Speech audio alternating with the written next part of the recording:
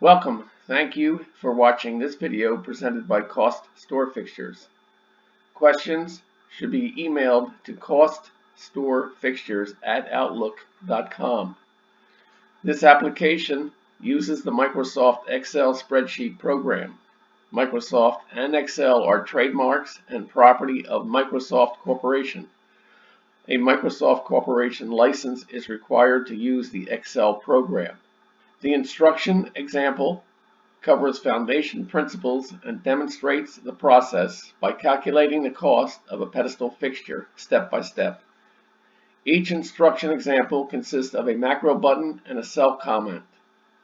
To read the text of the macro before clicking the button, hover over the cell to the right of the button and the text of the macro is displayed.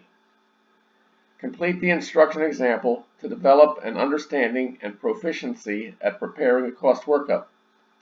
The instructions example is on the instructions sheet. The instruction sheet is the window currently displayed. The example starts at row 157.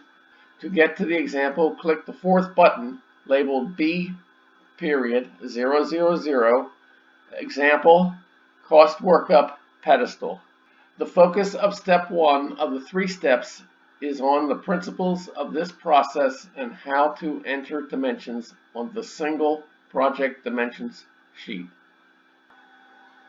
Example item 1.2.37 Input Base component quantity in cell U54. Quantity is the 5th dimension value you are prompted to enter. In the regular use of the dimensions buttons on the elevation sheet, when you click a button, you are prompted to enter all 5 dimension numbers. In the instructions example, each of the 5 entries is done separately. All instructions examples that begin with input are macros that switch to the project dimension sheet and place the cursor in the cell in which the entry is to be made. Exit the macro after reading the message by clicking the OK button. Enter the amount specified by the macro. The quantity of 1 will occur in the majority of cases. The quantity can be more or less than 1 or fractional. In cell U54, enter the base quantity 1. This is the last base dimension value that is entered.